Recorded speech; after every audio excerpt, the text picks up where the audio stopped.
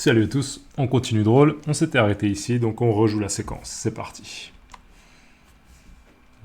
Moi je l'adore ton spectacle, franchement il y a des parties qui sont vraiment très très drôles, mais si ça remplit pas d'ici 15 jours, on risque de revoir la programmation de la salle.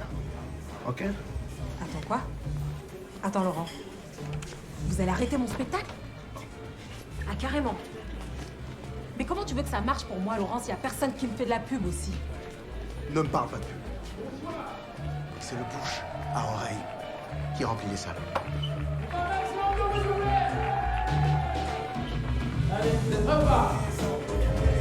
Ok. Donc fin de la séquence, on regarde.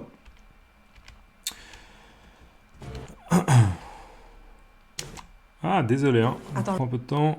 Donc là il lui annonce, en gros il lui annonce un peu sa menace quoi. Il la met sous pression, il lui dit écoute, si d'ici 15 jours t'as pas fait tes preuves, eh ben on va revoir la programmation, en fait tu vas dégager quoi. Revoir la programmation de la salle.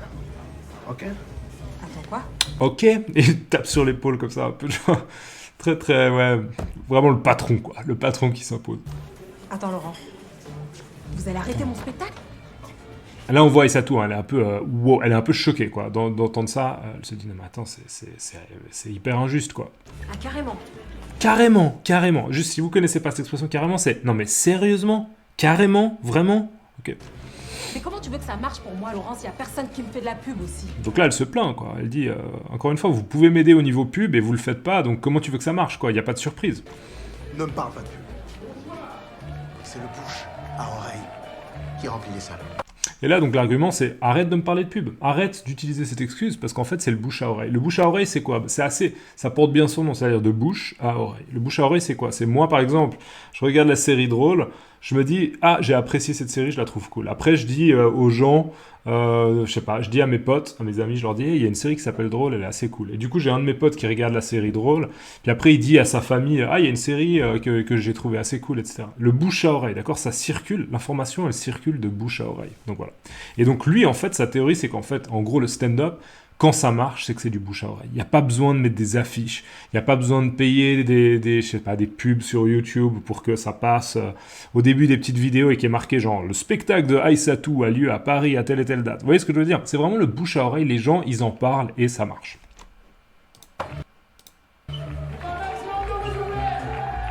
Donc là, on voit Jason, visiblement, qui a continué, enfin, qui a commencé, lui, son show. Faites un maximum de bruit, ok, qui est un peu en train de chauffer la salle, comme ça. Donc, visiblement, le spectacle, le plateau, on peut réutiliser cette expression, le plateau de 21h a déjà commencé. Et il y a des acclamations. Les acclamations, c'est « Ouais, ouais !»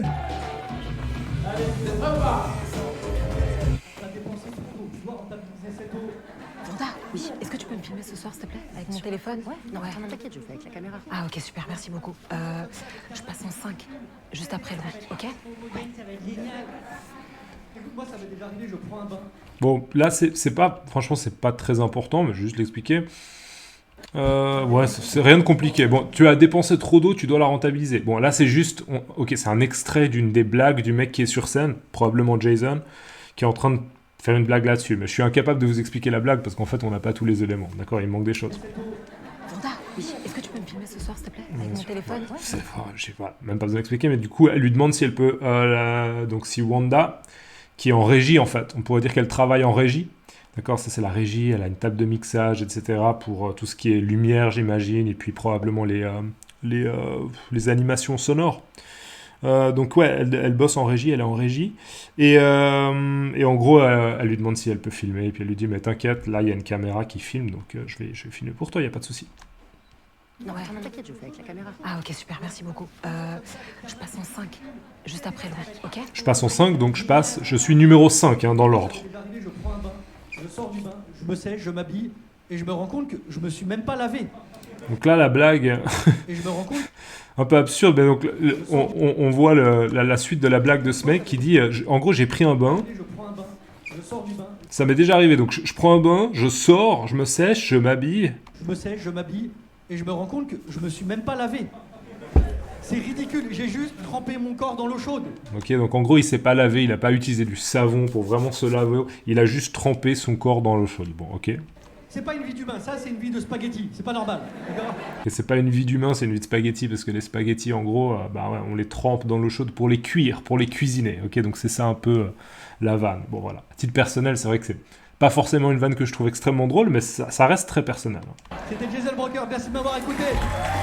On applaudit très fort pour le prochain. Donc là, il termine en fait son set. Son set. Ouais.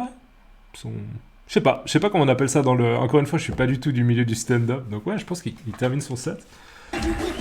Il termine sa performance, en tout cas. Son passage sur scène. Ça, c'est forcément juste. Ok, il termine son passage sur scène.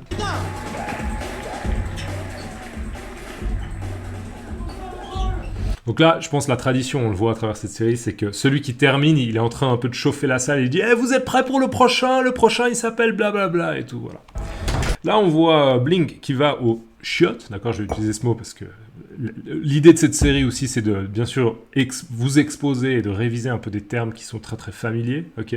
Donc les chiottes, bien sûr c'est vulgaire hein, les chiottes, mais il va aux toilettes quoi, il va au WC, il va aux toilettes, il va aux chiottes. Juste c'est marrant, mais on voit régulièrement, ça je fais pas toujours le commentaire, mais on voit par exemple Malik, c'est un des mecs qu'on a vu au début, je crois qu'il passait en numéro 1. Avant on a vu une affiche où il y avait Blink, vous pouvez observer ce genre de truc. Désolé. Inspiration, expiration. Inspirer, expirer. Et donc là, il sniffe de la coke. Hein. A priori, c'est de la coke. Donc de la cocaïne. Reniflement, c'est ça. Le fait de renifler. Quand on est malade, on renifle. Mais quand on consomme de la coke aussi, on renifle. Et là, regardez, on voit Aïssatou, Nézir, justement Jason qu'on vient de voir. Donc on voit, il y a un peu des... Ils ont créé un peu des affiches pour la série. Ça va? Tu faisais quoi? Ouais, Étienne, regarde-moi. T'as pris un truc ou quoi? j'ai bu tout le canard VCQ sec. Ça va, je te dis. Je vais arrêter mon spectacle, là. Faut grave que je fasse de la pub. Parce que moi, je vais filmer mon... Ok, alors, là, donc, la scène des toilettes, en gros, c'est... Tu faisais... Ça va?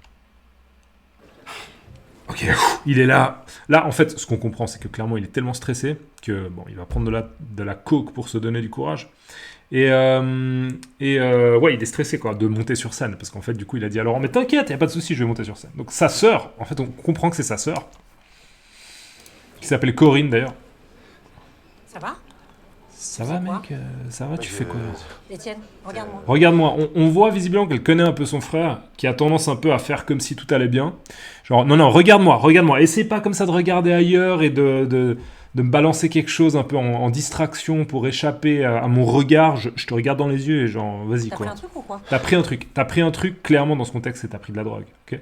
Qu'est-ce que tu prends là? T'as pris quoi là? C'était de la coke? C'est de la coke que j'ai vu? Tu fais quoi? T'as pris quoi?